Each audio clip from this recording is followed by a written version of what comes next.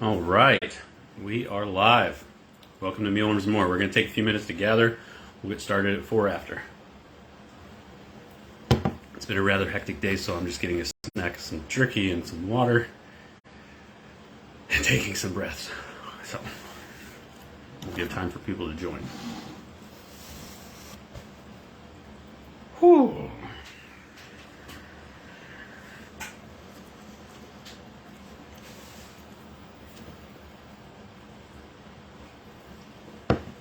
Good afternoon, good evening, good morning, wherever you guys might be. I see some folks joining. If somebody could do me the wonderful honor, hey Lynn, the wonderful honor of Mike and Rodney knew it was coming. He knew it. Thank you, sir. Thank you, Keith. Good to see you. Wally, welcome. I haven't had a break since lunch, which for me was 11, so I'm having a little snack here. Bear with me. I'll stop whenever we get to 4 after once we get rolling. I tested out the new sifter today, so I'm exhausted and frustrated. Good afternoon from Quebec. Francis, good to see you. I'm expecting some more mealworm trays from Tricycle soon. Thank you for that. Again, Alexis was out of the office.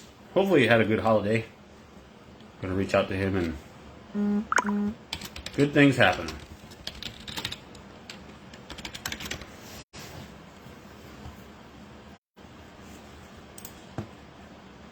I gotta slow down a little bit. It's been a busy day. Max, welcome, sir. Good to see you. Aurelio, welcome. I hope I got that right. If I didn't, let me know. A couple more minutes and we'll get rolling. We always get started about 4 after. Hey, Donna. Yes, the holiday really put a damper on all the schedule and everything going on, so been hectic. To slow down my brain a little bit, I've been rolling pretty fast here the last few hours. Hey, Julie, Happy New Year!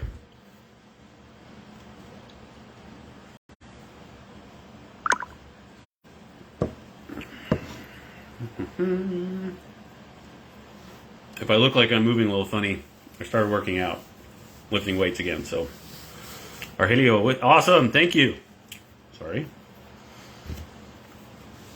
I'm not, spoke fluent Spanish in 20 years. I did it in school and never actually got to put it to good use.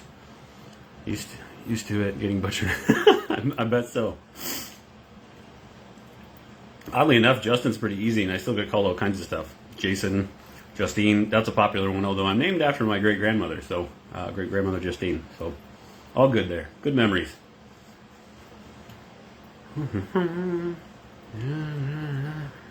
All right.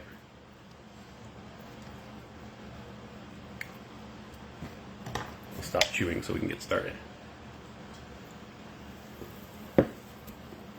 Okay, we are at 4 after. Welcome to Mealworms and More. For those of you that have not met me or seen me before, my name is Justin Meyer. I run Midwest Mealworms here in Nashville, Missouri, and we do a live event in our Mealworm Farming Co-op group, ideally every week. I say that every time. Hopefully, since the holidays are done, we'll be on a good roll from here. What we do is we like to get together, chat about mealworms. So if you guys have any questions, comments, any successes, any failures, please share those. Help us learn. Help everybody here learn. Just kind of spread the good word. Facebook does record this, so don't worry about taking any notes or the comments flying by too quickly. Everything will be recorded via Facebook and posted to the group, so we can go back and look at it. Excuse me. If you guys ask a question or throw a comment out and I don't address it, please let me know. Shoot me a DM. Somebody tag me in that comment or reply to it and tag me. Sometimes Facebook doesn't show them all to me. This will always also be moved over to YouTube so that the folks over there who aren't using Facebook, they've been asking for that so they can see that, post comments, and then learn from us as well. So if you guys have any questions, start throwing them out. Diane, I see that one there. I do have a hard stop at the top of the hour. So I'm very, very behind going into the weekend, and I need to get a couple things done. I've got an order to deliver. and a bunch of stuff to just make sure everything's ready so I can leave for a couple days. We'll have a hard stop at the top, unfortunately, but we can jam as much in as possible. So, Diane, Wally, I see that. Diane, would you show us what an egg cluster looks like? Yes, I can do that. Let me jot that down. What I will need to do is temporarily throw on a mask. So I might batch a couple things if I need to go in there. I was in there earlier today, as of 20 minutes ago, testing out the new sifter, tweaking that, trying to get it squared away. So that room is filled with all sorts of fun stuff. And Leo's in there right now sifting pupa and doing a couple other things. So we need to see what an egg cluster looks like. What I can tell you, Diane, is that when you look at an egg cluster, you're not going to see individual eggs. Superworm eggs are actually easy to see. I don't have any of those right now. All the beetles I have are a little bit old for supers. So we may not have very many of those. But you won't see an individual mealworm egg. Super, super small.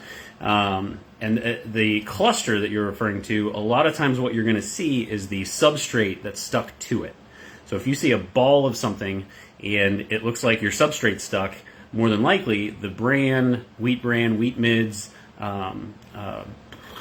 chicken feed, unmedicated chicken feed, those things will stick to it, and that's what you're seeing, but they are in there, so we'll take a look. Justine, see you there. Wally, hey Velazar, welcome. I've been seeing much better pupa to beetle conversion since you just keep the worms before you transform. Wonderful! And you're wearing your mask more, right? Right? Justine, a lot of mine are dying. Any ideas? Justine, give us some context. So a lot of, I don't see anything else here unless I missed it. A lot of what are dying? Are your mealworms dying? Are your pupa dying? Beetles, etc. What have you had any changes recently in your environment, in your feeding process? Did you switch from one substrate to another or one food source to another? Give us a little bit more context there. Whatever you're comfortable sharing would be wonderful. Wally, with winter, how close are your temp readings from the past summer, fall? Have you noticed any changes in production? So my average temperature right now is running a bit lower. The cold snap, we did fine with the cold snap. I made a video about that, did okay up until the end of it, I think. Well, we had the first initial, plunge in temperature. I think that's the video I made. So I went in and adjusted the heat. And then when the temperature got back to normal, it actually kind of flipped in reverse and went to like the 60s here in central Missouri. Then we got a little too hot. That's what I made the video on. It's coming back to me. After that, I lowered it down, and now I'm just trying to inch my way back up a little bit. I'm still adjusting to the new building, and the heater, when it was really cold, it was keeping up just fine, and so then I had turned it down, and I turned it too far down. What I'm having to do now is kind of readjust with the different climate to get it back up. I won't see a production impact until probably another 2 to 4 weeks from a larva perspective. Beetles and pupa have been fine. I haven't noticed any big die-offs of anything. Pupa are still hatching normally, but I won't see any sort of, what's that called? Variation in production of larvae for a few more weeks. But I'm not really expecting any. It wasn't, the temperature fluctuations aren't going to harm them. As long as they're not consistently cold or consistently too hot, they'll be okay. Justine, mealworms. Okay, let me look at this real quick. The pupa are great, no changes. Milled wheat bran. Mealworms are starting to die off. Mealworms. We don't know. Yes. Okay, good. Thank you, Ollie. If your mealworms are dying off, you're still using the same consistent bran. Did you have any high temperature spikes that were consistent for a little while? If the mealworm, so those mealworms will generate their own heat, and if they're too deep or they get too hot for too long, you can actually get hot pockets too in the center of your bins. Not hot pockets like quick snack, but the center of that bin will actually hold and retain heat, especially wheat mids. They're a much more dense product, and so the wheat mids will hold that heat a little bit more. So check for that. Are we talking large mealworms or are we talking baby mealworms? Large makes me think heat. Small makes me think maybe not enough moisture. All right, Donna, I see that comment. Quick drink. Flavored water, by the way. I'm not going crazy this afternoon yet. Large mealworms. Okay, let me tackle that one real quick. So I would say, Justine, that there was probably some sort of heat influx. How many mealworms do you have in the container? That sort of thing. Maybe that needs to be reduced. But put your hand in the bin. If it feels hot to the touch, then it's too warm. It shouldn't be hot to your hand. So we're 98 degrees typically, somewhere in that area. Some people run a little hot, a little cold. But mealworms are doing real good around 78 to 80 degrees Fahrenheit. If you put your hand in there and you have noticeable heat coming from that means they're too warm. They should be a little bit cool to the touch, especially the large ones. All right, Donna, do I need to keep do I keep my turned worms dry until they change into beetles, or do I put them in substrate bed and feed and water? I put wet paper towels in and some seem to decay. Yes, so when they turn, they go from that larva stage to the pupa stage. Pupae is the pupa stage. And you don't need to feed them in that stage. They're not going to consume anything from like a wheat or a substrate perspective. So you don't have to put that in there with them. I did that for a while. I would put substrate in as a way to try to help the beetles when they came out. And what that did is that it actually gave those beetles a place to hide. It wasn't very deep, but they still would stay in that substrate as opposed to connecting or attaching to the paper towel and allowing me to collect them. So I stopped putting substrate in a while ago and haven't had any issues. I just put the pupa straight in the tray. And then no feed and no water. So they're not going to consume that, you know, if you put a carrot in there, water gel crystals, whatever you're putting in, that's not gonna help them at all.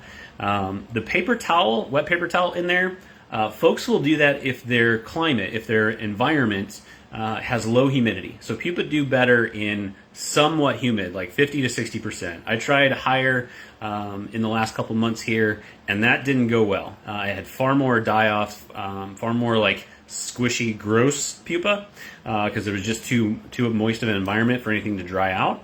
Velazar helped me out with that. He recommended a little lower, so we're doing that, and that seems to be going better. So if you have lower than 50%, you know, if you're out west where it's real dry, or here in central Missouri during the wintertime, it can get pretty low. You could use that moist paper towel in a corner or maybe in the center somewhere. Don't let them touch it. It's not going to help them at all, and it'll probably hurt them a little bit. But you can put a very lightly misted paper towel in there to help give a little bit more humidity to that area. If you put a lid on top of it, be careful with that. You don't want to contain too much of that humidity and make it really bad to where it gets too humid and they start dying off. So it's a balancing act. Make small changes at first. So based on what you said here, Donna, I would remove that paper towel and just leave them be with no substrate, and just see how they do. If you're using a pupa bridge or some sort of container that your pupa are elevated off of, the bottom of the tray, they'll hatch, they'll crawl around, and they'll fall off. No need to put anything up there, feed or moisture source at all. Good questions. I love it. All right. Velazar, Max, hi. Can we chat over the beetles method you were using? Max?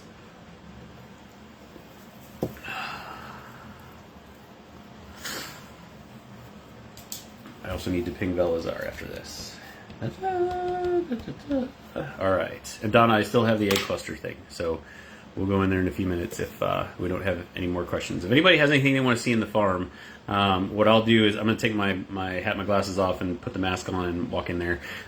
Speaking is going to be a little rough, and Leo may have some awesome music going. So, how's the BSF project going? Well, so I've got more trays coming for the mealworm farm. I'm going to use them. They're not black soldier fly larva trays. The black soldier fly larva trays are a little bit bigger, I believe, from Beacon Camp. But these can be used for that. So I'm just going to do my test runs in those since I've got them, and then I don't have to buy anything special. And I'm getting some neonates. I was going to get them this week, and then some things happened from the supplier. which is all good. Stuff happens. And so I think they're going to come next week. That was probably a blessing in disguise now that I think about it, because the last couple of days have been absolutely insane. But the plan is I'm going to run a few tests, just very small, like 20, 30,000 neonates, and do some tests with some food waste and some deer bones that I have left over from deer hunting. So I'm kind of curious about that. Updates probably in the next couple weeks, as long as those things make it here next week. So thank you. I do have a top on them. I will remove it and just put damp paper towel in the corner. Great. Perfect. Perfect. And go slow, right? Like a lot of times as caretakers of insects, we want to try to fix things as quickly as possible. And so we'll make a change and then still kind of mini panic, and then nothing's really getting better, and there's still some things that are dying from the previous thing that we tried to fix, and then we might tweak something else, and then that just makes it worse, right? So take your time, do that one thing, let it roll for a couple weeks, 2, 3, 4 weeks, let it ride, and then see how things are doing with good fresh pupa in there, maybe a couple bins if you get to that point, so you've got separate trials and separate scenarios going, and just keep an eye on it and make some small changes after that. Okay. I'm going to take really small bites. My stomach's telling me to eat something.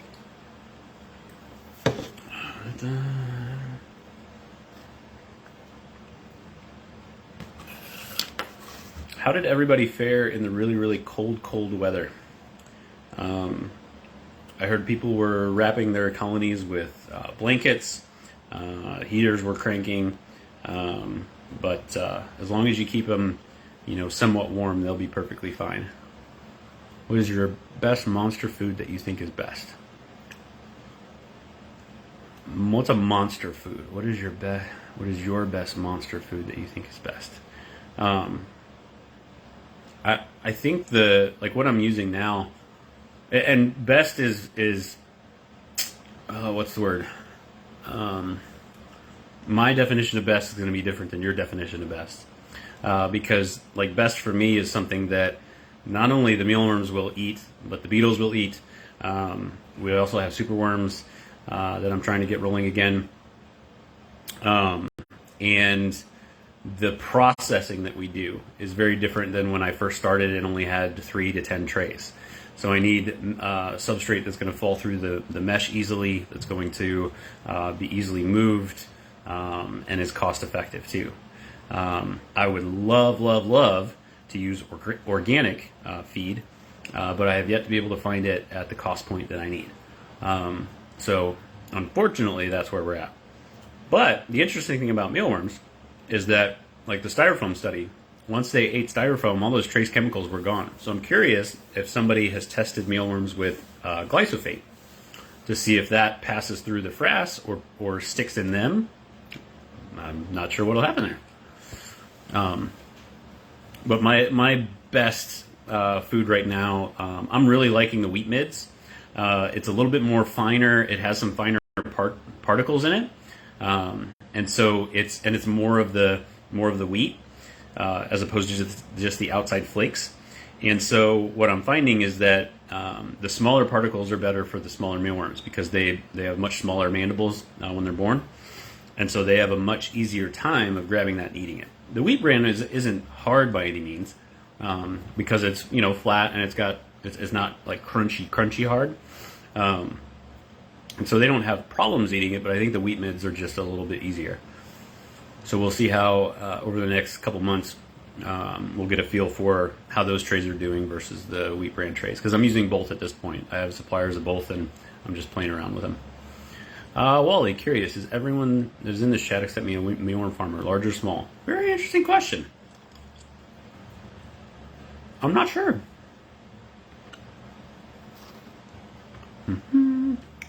Katie, how do you handle your pupa in a tray? Do you put them on the tray or in substrate? Okay. We got a couple questions I can answer now from the farm. So we're going to go in, we're going to get a couple trays, we're going to come back here into this room. That's as much as I'm taking off, don't worry. Sorry, dad joke. I'll try not to break the phone. unplanned, unscripted, right?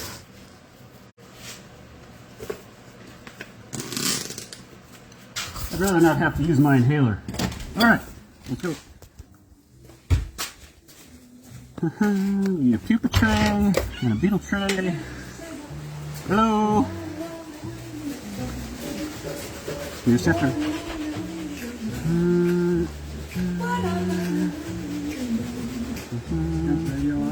Nope. Beetles. Nuts. See if we can find a good pupa tray.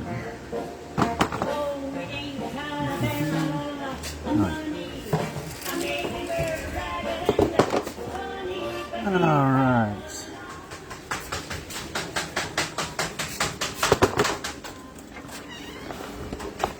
Slight pause, but it'll be worth it.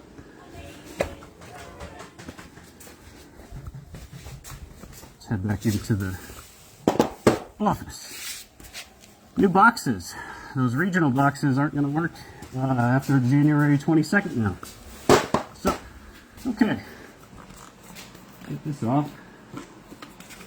Let's take a look at this. Whew. All right, so let's start with Donna. So we did beetle swap yesterday, but let's take a look at what we've got. So,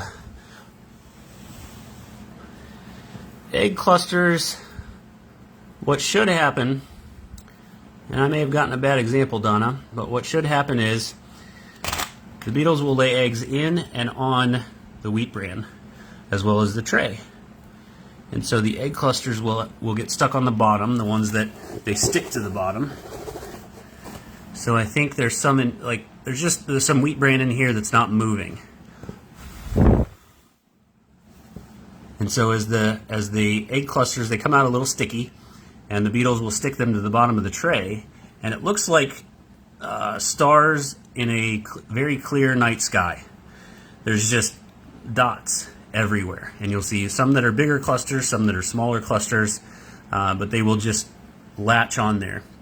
And so that's why when folks use the non-mesh method like this, like this is a solid bottom tray, the substrate, the beetles are removed, and then the substrate's put back in, because the substrate has eggs in it, but so does the bottom of the tray. Okay? I will try to get a better video and picture, Donna, and I'll get that posted. Ben just did beetle swap yesterday morning, so still hopeful we'd have some in there, but we don't, unfortunately. Let's talk about pupa. So this is the pupa process I was describing earlier, and what I'm doing here is, let me get the paper towel out of the way. Ta-ta, ta-ta. And so I moved this a little bit. It was nice and level before I messed with it, but I try to keep a nice thin layer of pupa in here. So no bran, no substrate, no nothing. There are water gel crystals in here from when we hydrated the pupa yesterday. Or not the pupa, the pupation bins. And so sometimes those don't get eaten all the way, they get stuck, they come in here. A little bit extra humidity, which is fine now that the humidity in the farm is lower. I'm running at about 50% now. And what we'll do is we'll put these paper towels over, and then these beetles will latch on, and then we pull them off. What some folks have done in the past is use what's affectionately called a pupa bridge, which is a flat surface that is elevated off of the bottom of the tray. And so you would have a bin full of your beetles, and then you would have that elevated flat surface. You would put your pupa on it, and then the idea is as the pupa hatch in the beetles will start moving around and fall off into the tray. That works perfectly fine. There is no issue with that. Folks have done it successfully for a while. Scott at Space Coast Mealworm sells a pupa bridge. You can also take a grocery, like a fruit container, plastic fruit container, turn it upside down, and then cut some of the sides out so the beetles can roam around it, and then put the pupa on top. That works perfectly fine.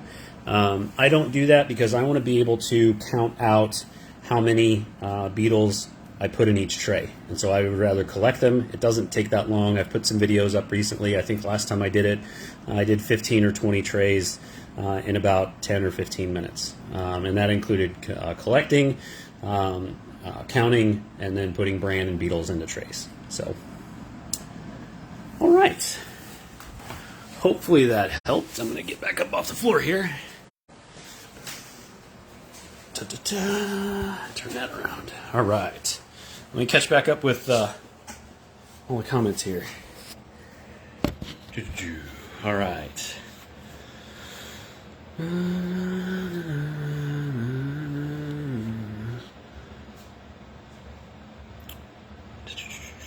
Small, big, very expensive. Understanding. For me, big is 5 to 10 tons a month.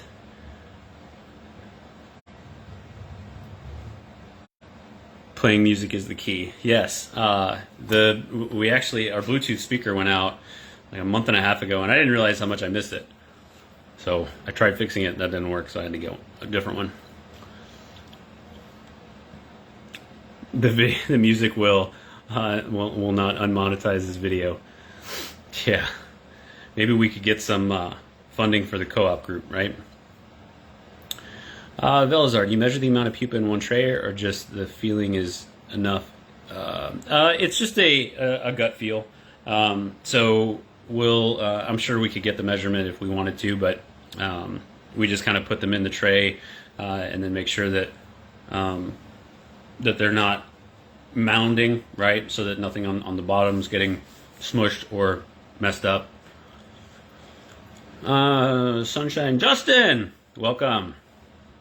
Sunshine State worms, awesome super worms. Check them out. Did you get the screens made for the machine? Yes. So I was testing those today. I had 2 screens made, or 2 layers or whatever made, and they're working good, not great.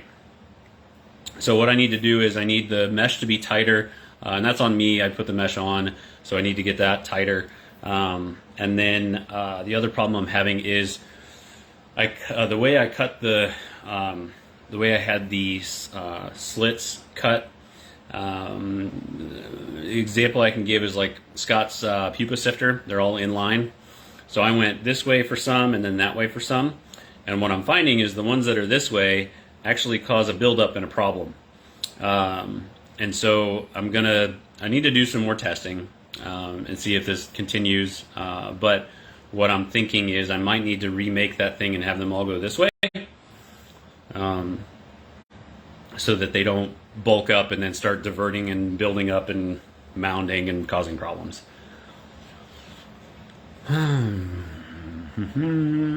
Rodney. Hey, Rodney.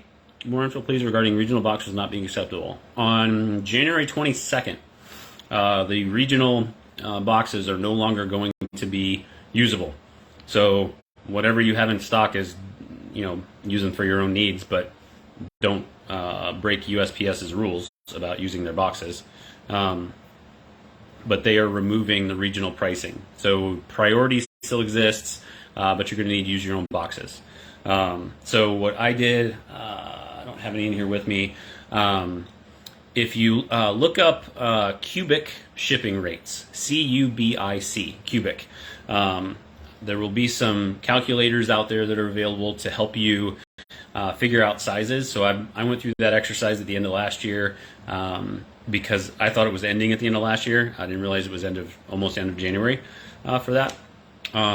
And what I found is the 7x7x7 box. There's a USPS priority box that works well for up to 5,000 count, I think, in the wintertime. I don't think that's going to work in summer once it gets really hot, yet to be determined. And then I'm using a smaller box. I think it's a 5x5x5 for like 500 to 1,000, 500 to 2,000. That one I may not use long term just because it's another thing to have around. Is it really worth it from a cost perspective and from a process perspective? And then for bigger, like the B1, so I use the A1 for everything up to 5,000 count mealworms, and then I use the B1 for 6 to 10,000 count, as well as the medium and large mealworm kits. and I'm going to switch to a 10 by 10 by 6, I think is the size of that box. And that one I'm going to have to purchase because USPS doesn't have an equivalent that's cost effective. All right. And I don't know why they're getting rid of it. I mean, I use it a lot, obviously, but for whatever reason, they've decided that it's on the outs. So I saw a new sifter machine laying on the floor of the farm. Is that the new one, or did you already do a video about it? That is the new one. I did a couple videos about it a long time ago, and I haven't been able to do anything because I had to get some sifting plates built for it, sieves built for it, and so that took a little longer than I thought it would, and then I had to start testing it, and that's what I've been doing in the last week and a half, along with everything else that's been going on, just to keep the farm going. So here's the time restriction. I made some really good headway today, and I think I already solved one of the problems I saw today, so I'm going to test that out early next week, and I'll get some videos of it posted. And at this point, like it's running, things are working well. I did have there was one piece that was welded on to hold one of the sifting levels in place, and it wasn't welded very well and broke off. But other than that, the machine's holding up so far with maybe 10 hours of use. So still new. Gerard, good evening. Welcome, welcome. Justin, why are you doing slots versus stainless mesh? The mesh, at least in the like the tower that I built that uses mesh, what I find is that the mealworms get stuck in there and it clogs up and becomes a problem. And so I wanted to try like Scott's pupa sifter uses the slots, and the mealworms go through that more efficiently. And so what I'm hoping is that same thing occurs here. So I could be wrong. I might need to switch to a mesh at some point, and maybe that could work better. I wish there were more slots in this thing. I'm going to probably make some videos and talk with the guy that made it and see if there's any other options that we can look at to try to get more openings in there. And then I could always just get some mesh and test it out. There's no reason why that couldn't happen as well. But kind of just to play and see how it works. Felicia, welcome. I saw your post about stickers. Maybe you can make stickers for people. Just saying. All right, USPS is making a lot of changes on January 2nd. Just got an email about it. Pricing up and down, depending on methods, and shipping zones are splitting for pricing. Yep. Yeah, they're breaking out a bit more. Like one shipping zone is going to become 2 now, and the second one's going to be more expensive. I mean, it was bound to happen, right? Shipping rates have just been going up because of gas and labor, so I'm not surprised about that. Thomas, excuse me, do you have any data on larva, and especially pupa survivability?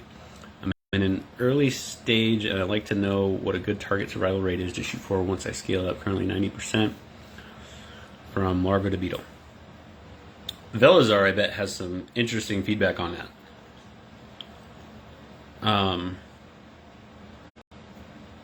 I don't have any off the top of my head. What I can tell you is that I think we're at 5% or less, and so that's probably a good number to try to hit. I've been having really hard times with pupa in the last few months, so I'm trying to play around with that. I'm having much more die-off than 5% for that. It's really frustrating. So I've lowered my humidity in the farm, trying to run it around 50 to 60% instead of higher, based on some conversations I've been having with folks and just the testing that occurred as well. Higher humidity did not treat them well in the grow tent. So I think that shooting for 5% or less is good. So if you're at 90%, you're doing well. And you're always going to have some sort of die-off. Like I have to think that the only way to get extremely, extremely low is by very high touch scenarios using, like not AI, but like machinery and sensors to keep things very, very consistent over time, so that you remove all those variances and keep things exactly as they need to be for those mealworms. And even then, I have to think that nature's going to do what nature's going to do, and there's going to be some die-off. Felicia, okay, will do. I didn't have a chance to look before, so thank you for replying. I'll go take a look at that. Max is studying pupa. Oh, the T's. Bella's are too. The T's. Come on, guys. All right, I'm going to put that down. That's probably kind of annoying. Let me go make sure I didn't miss anything here. Yeah, I just saw the comment, Rodney, again about the shipping. My post office didn't even know about any of these changes, which was kind of frustrating. Felicia, you got an email about it. I think I got maybe one from like Pirate Ship. I played around with them a while ago whenever I was looking at different box sizes, just to make sure that things were on the up and up from the software I was using versus them. And nobody communicated anything. When I went to the post office, I think somebody commented on one of my TikTok videos, and I went into the post office and asked, and they had no idea what I was talking about. So, kind of frustrating. But, Sue, for what it's worth, Gerard, good evening, Justin. Do you sell your frass? Yes, I've got a few farmers testing out on their crop trees, and it's doing good, higher yield and production. Whoop. See more. Looks like it strengthens the plant trees for fruit-bearing or non-fruit bearing immunity. Yes. So frass is an in the U.S. Frass is an unknown product for folks outside of the cannabis world. More people are learning about it. There are in the last month and a half, I've found that mushroom and fungus folks are familiar with it. And so folks are now testing it here in the U.S. It's getting out common knowledge type scenarios. People are playing with it with their mushrooms and seeing how it's going to work there. But yes, frass is a fantastic soil amendment. Lots of different application methods. So you can take that and just broadcast it on top. You can turn it into a foliar spray and spray it directly on plants. And what happens is it's a very mild like NPK. So mine, last time I tested it, was like 2.5, 2.5, somewhere around there. But what's really powerful about it, and what other composting type soils don't have, like earthworm castings, things like that, frass has chitin in it. Chitin is a part of their exoskeleton, and it's in the frass. And so the chitin is what triggers a plant to think it's under attack by an insect. And so what you mentioned there, Gerard, about it being healthier, strengthening the plant thinks it's under attack. And it's a natural under attack. Oh my gosh, like it's sensing the chitin from the frass that's there, which is normal. Like when you think about, folks in the U.S. might be very familiar with the beetles that fly around in spring, summer. Those, and of course now I can't think of it. The Japanese beetles, are those the ones I think? They'll all of a sudden just swarm and just decimate a tree. What you'll find is lots of small little particles of frass from those beetles, right? And so frass is a naturally occurring thing. The plant senses that and thinks it's under attack, and then will bolster its immunity responses. There have been some studies around it for tomatoes and for a few other things, and so it's a pretty good thing for plants. The downside is that here in the U.S., I've not been able to sell it very well. I can't talk the talk right now. I'm not a gardener. I'm into the bugs. I don't do a lot of testing with the frass. I don't have a lot of folks that know about it that I can lean on to help me kind of connect the dots with people. And so people in the U.S. need a lot of education about it. And it's one of those things that until you can show somebody physically that using frass is beneficial, they're not going to pay for it. Unfortunately, it's very easy for somebody to buy a standard fertilizer from the big corporations, spray that on their plants, and then see a vast difference in that plant versus one that didn't, right? And we can go back and forth about healthy, not healthy, and what's in all that stuff.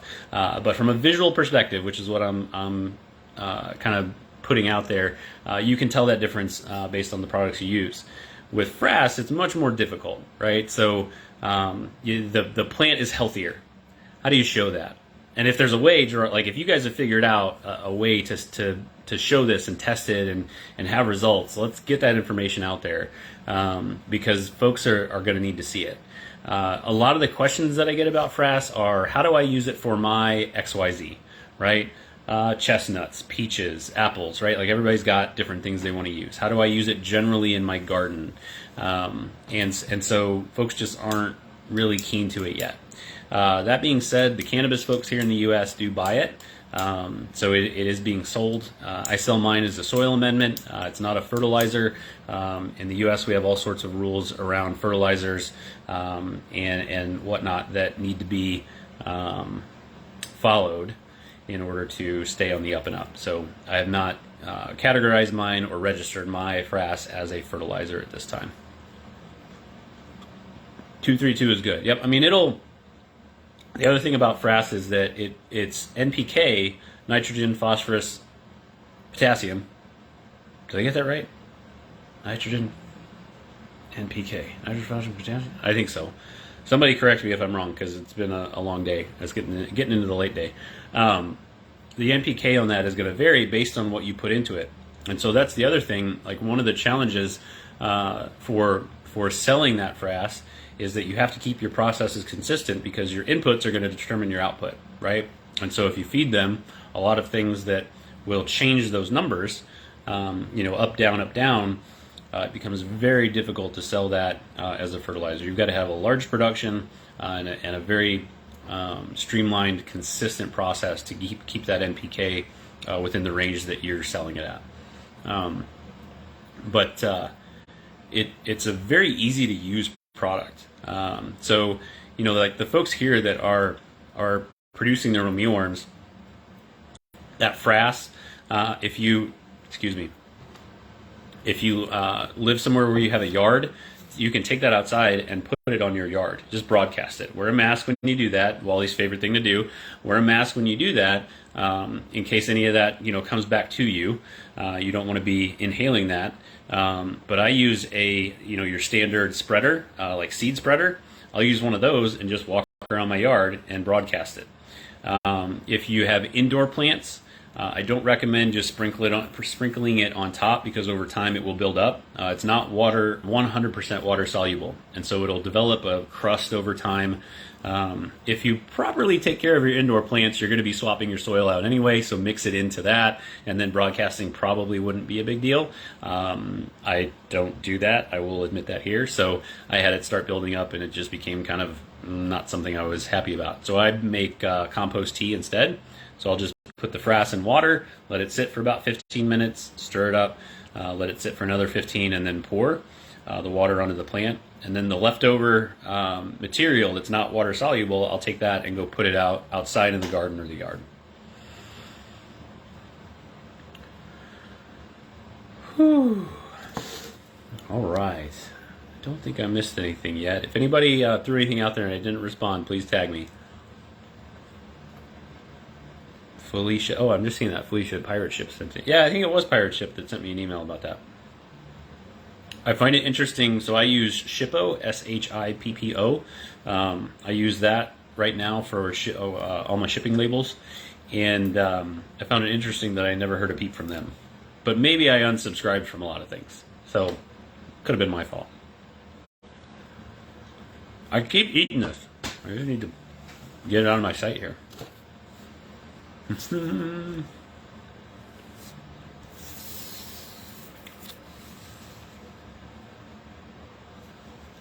All right, so new things coming in the next couple weeks. I'll have some posts out about the sifter, the horizontal sifter.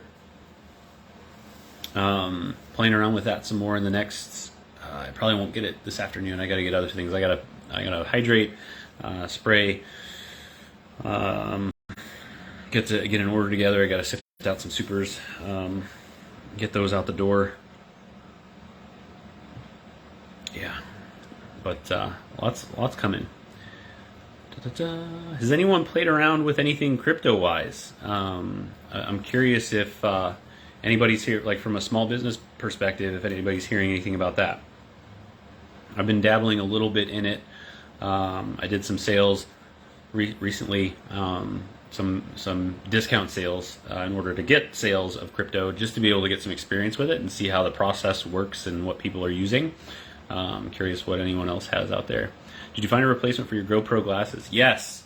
So I made a couple of videos using this guy. So this Ordro.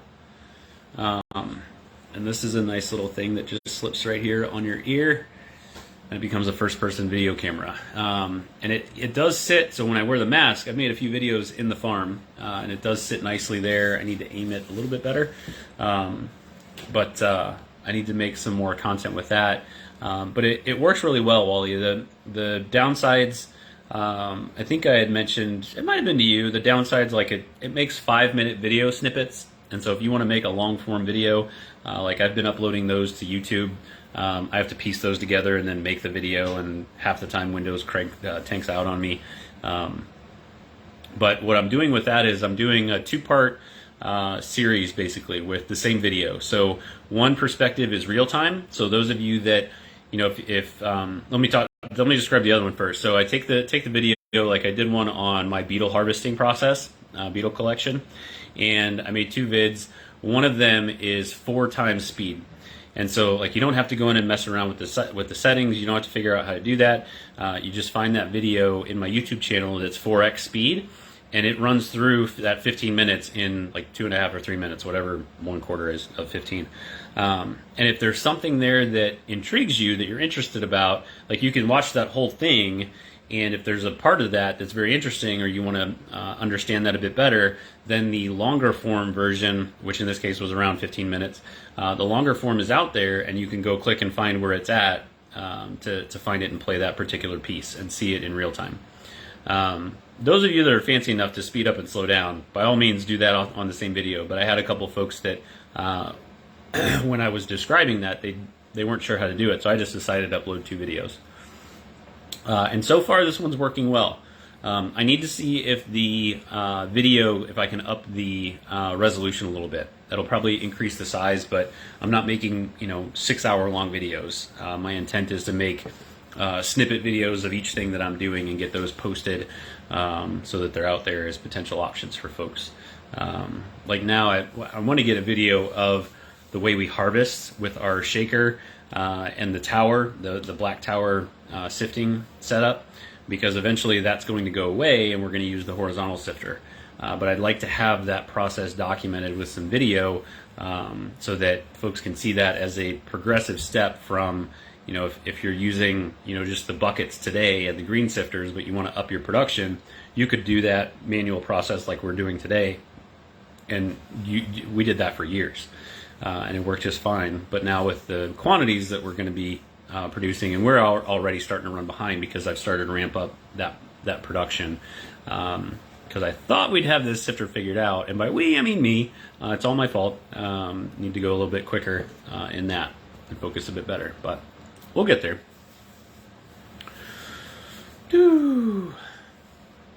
All right, we have got 12 minutes left till the top of the hour. If you guys have any questions or anything you want to see, please let me know. I can jump back in the farm and grab something and come back out here if we need to. Throw my mask on again so I can continue to talk. That's a good reminder, folks, to always wear your mask when you're working on your farm, because like in my case, I already had allergies beforehand, and I go in there and breathe that air in for less than 4 or 5 minutes, and I'm going to need to go use my inhaler. My lungs will start closing up. Francis, I'm now using your tower process. I like it. Awesome. Good. Good news in Darkling Acres in Canada. I had my first sale. Yes! Awesome, Keith. Pound that thumbs up sign. Pound it for Keith. I love it. I found a feed supplier for Bran. Now I'm paying about $1 per kilo. I was paying $4. Hot damn. Oh, sorry. I don't know if Facebook's going to yell at me for that. Beautiful. I found food grade. Guy selling carrots. 50-pound bag for $15. Nice. You're on it, Keith. I love it. I love it. Congrats. Well done.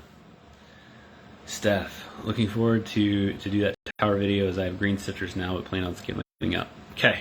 I did a consult yesterday, a one-on-one session with somebody who they're expanding as well. And one of the things they had asked about the tower and how to sift in larger quantities and do it faster, right? Just so time consuming to just sit there with the buckets, and also physically like exhausting if you have to do that enough. And I couldn't find. I made a tower video at some point, and I couldn't find it. So I don't know if I didn't upload it or deleted it or something. So I'm just going to make a completely brand new one using the Ordro, but also the regular phone, so that I can talk while I'm doing it, walk you guys through it, get some close-ups of how everything's pieced together. Because it's something that, you know, if you can use a hammer, a drill, you know, and some really basic tools, you don't need anything fancy. Just put some stuff together, and you can build it around the system you're using, right? So like I'm using those cement mixing trays. If you've got the white dough proofing trays, or you have some other type of tray available, just build your tower to fit that tray, and away you go. One more question that's a bit ahead of where I am right now. What is standard reproduction rate that you expect? For instance, if you have 10,000 beetles in generation and more, how many larvae would you hope for in the next generation? That's a really good question, Thomas. One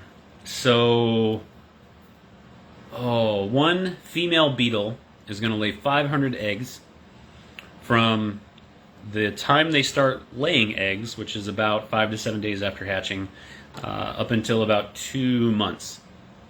And it's sort of a bell curve in the sense that when they first start, so this is where they hatch, they're going to start laying those eggs. Let me go a little bit higher because I'm going to go down.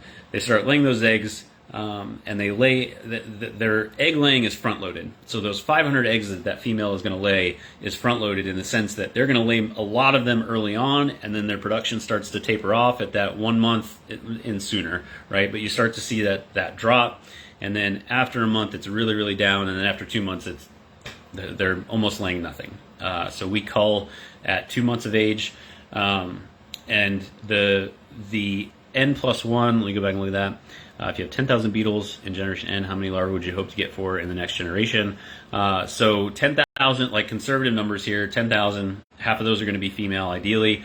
There's no way to control that I know of yet, to make sure that those 10,000 are half female, half male. I don't worry about sexing any of the beetles. That would take forever. So we just put a certain number in and hopefully let Mother Nature do its thing. But 10,000 you'll get half, so 5,000 times 500 would be the potential N+1 there. So a lot. I'm not going to try to do that mental math in my head. It's Friday afternoon.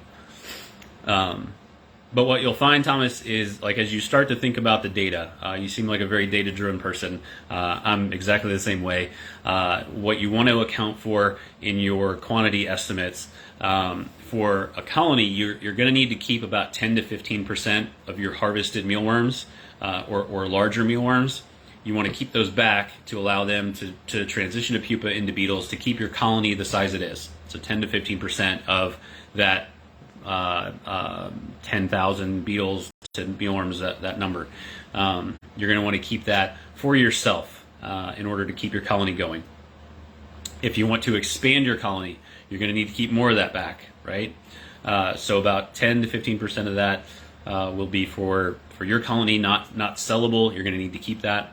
And then account for die-off. So right now you already know what your survivability rates are. Factor that into your potential numbers as well. And I think your numbers were good from a 90% perspective. You can improve on that, but I always try to bank on being as conservative as possible because anything can happen. And so it's something that, you know, kind of add in some fudgy math there, which was really hard for me because I like to be precise, but Mother Nature is not precise. So add in the Mother Nature factor. I'm just wondering if you get 500x in practice or if it's lower than that. My experience as an industrial setting was actually 7x to 10x. Let me think about that for a second. I'd have to do the math to really see. So we're running 80 trays roughly and getting 2 million mealworms a month. 80 trays of 1,500 beetles. Let's just see if I can pull out a calculator real quick because I don't have to do that mental math, do I? 1,500 beetles, divide that by 2 times 80 trays times 500, 30 million over 2 months. That's a lot higher than what we're producing. I have to think about that. Yes, in practice is much lower than that.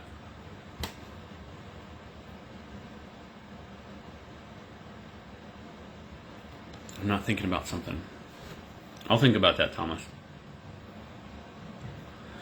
I don't get 500x in practice, so that's a very good point. So the potential that I mentioned before is not the reality. Right, all the beetles aren't female. You're going to get, so out of that 10,000 beetles, half of them are going to be female, ideally.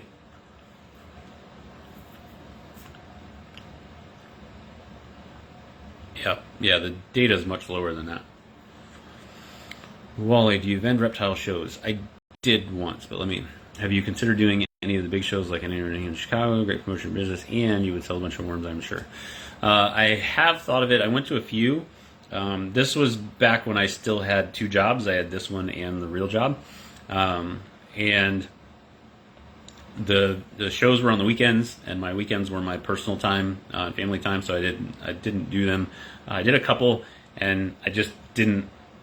I don't want to say I didn't see the point, but the long game didn't play out fast enough for me. I was impatient, and so getting the brand out there would be a positive thing. It would be an ideal scenario to try to sell some live mealworms as well. So it's something that's a possibility. Especially now that this is the full-time gig. Once I get things set here with max production, which there's only a couple things left to do to get the horizontal sifter working, and there's one other thing. I always forget it. But once we're max capacity, my intent is not to build another building and scale up and have to do this all over again. I want to spread out to other insects. So I may start. I did do a bird show at Goldcrest Distributing a few months ago. That was very, very productive. Got a lot of good information out of that, a lot of good insight on customer issues that I can find solutions for. So I have a couple things out there being beta tested right now to try to resolve that, and then I'll scale that up, and away we go. All right, we are 3 minutes away. Yeah, Thomas, there's something I'm not thinking of, and I feel like I'm remembering now, having run through this with somebody in an email. I need to go back and look at those emails because we were going through it, and I was like, that's way too many mealworms, right? Like, why am I not producing way more than I am? And I went back and looked at it, and I have to go back and look at that email. So I will try to do that and get you some feedback. It is much lower. I can confirm 100% there. So we've got, like, to give you some idea of realistic numbers, I've got 1,100 trays in rotation, and we're producing 1 million mealworms a month on average. And we're in 1,100 square feet, 1,000 square feet, because I've got the shipping stuff in there. I've got some other like the grow tent just for experiments. So 1,000 square feet is a good round number that makes the math a little easier. Belazar, oh, that's for Thomas. Great chat. Thanks for doing it. Yes, sir. Thanks for coming, Wally. Have you actually checked? You have virtually no production after 2 months. We don't notice a bad drop till 3.5 months. We do the fuzzy math version, Justin. So we'll try to hit it at 2 months, and if it's a little bit too early, we'll let that tray sit for another week.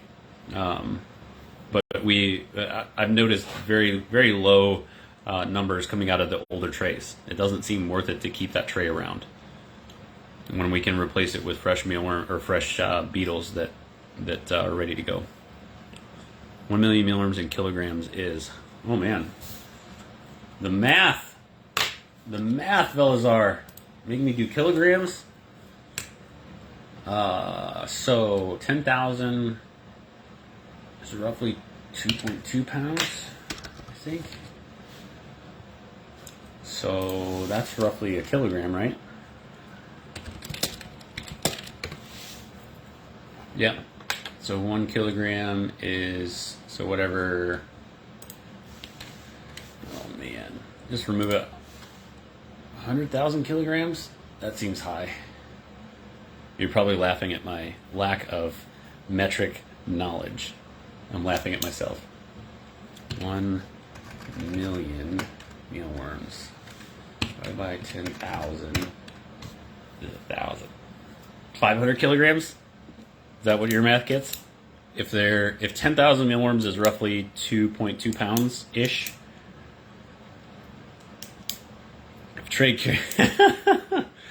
10 kilos. Yes, because I had 1,000 kilograms, right? Everybody's laughing at that. Everybody's laughing at that. 10 kilos sounds right.